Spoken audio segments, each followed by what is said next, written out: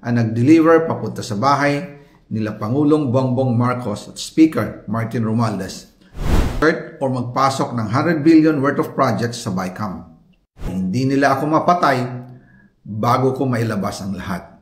Ako lang ang utos sa akin, pero ngayon, handa na akong harapin ang lahat. Administrasyon ang buong resources ng bansa para tumahimik ako. That he will shoot me if I will talk. Itin ako bilang panakipbutas sa kanilang kampanya laban sa korupsyon. Hindi na ako mananahimik, ilalabas ko ang lahat ng katotohanan. May resibo, may ebidensya, at may pangalan. Para sa bawat Pilipino, alam ko na buo ang galit ninyo sa akin ngayon. Nauunawaan ko rin kung bakit, lalo na at malaki ang halagang nakataya. Pero bago kayo humusga, hayaan ninyong ipaliwanag ko ang buong katotohanan. Matagal akong hindi nagsalita dahil may direktang utos sa akin. Huwag nang bumalik ng Pilipinas at manahimik na lamang. Umalis ako noong July 19, 2025 para sa aking medical check-up.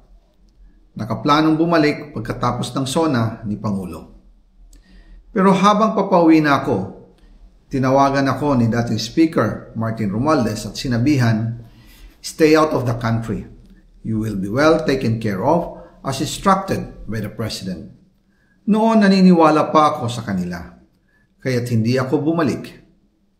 Tumikom ang aking bibig, sumunod ako, pero ang hindi ko alam, ang ibig pala nilang sabihin sa aalagaan ka namin ay gagamitin ako bilang panakipbutas sa kanilang kampanya laban sa korupsyon. Ginawa nila akong poster boy ng kanilang sariling kasinungalingan.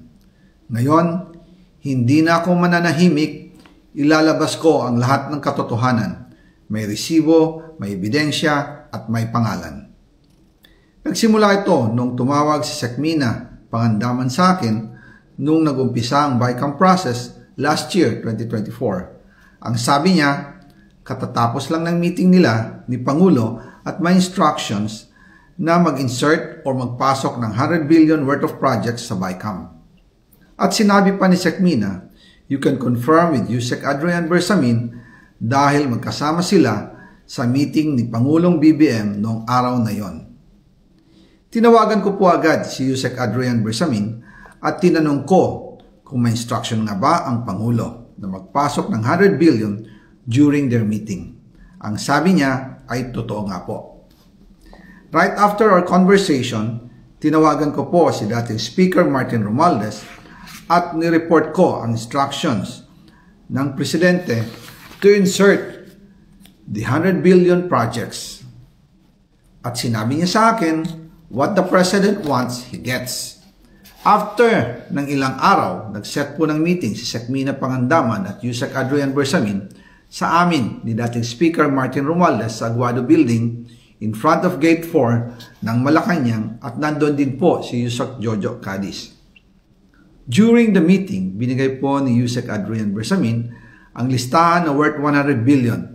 Tinanong ko po si Yusek Adrian kung saan galing ang listahan. Ang sagot niya, galing kay PBBM mismo at binigay niya ito mula sa brown leather bag. Nung sinabi po ni Yusek Adrian Bersamin yung brown leather bag, naalala ko noong nasa Singapore kami right after the elections of May 2022 sa Hilton Hotel, kami ni dating Speaker Martin and PBBM habang pauwi at pabalik ng Pilipinas, hinabol ng PSG ang brown leather bag at ang sabi ni PBBM, maiwan na lahat, wag lang ang brown leather bag. Kaya naniwala ko na utos talaga ito ng Pangulo.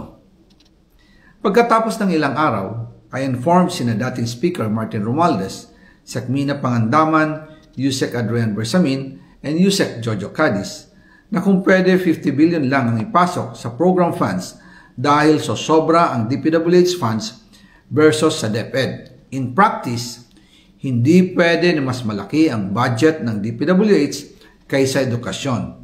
And yung balance na 50 billion, ilagay na lang sa unprogrammed funds for the 2025 budget. Dahil Office of the President din ang nagre-release ng lahat ng unprogrammed funds.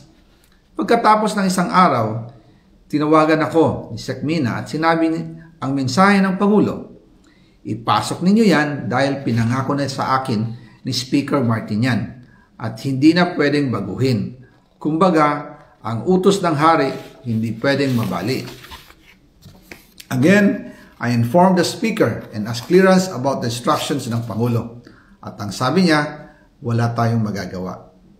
Kaya po nagtataka ako kung bakit sinasabi ni Pangulo na hindi niya makilala ang budget, samantalang lahat na binawas at dinagdag sa mga ahensya ng gobyerno ay humihingi ng approval sa kanya si Sekmina Pangandaman.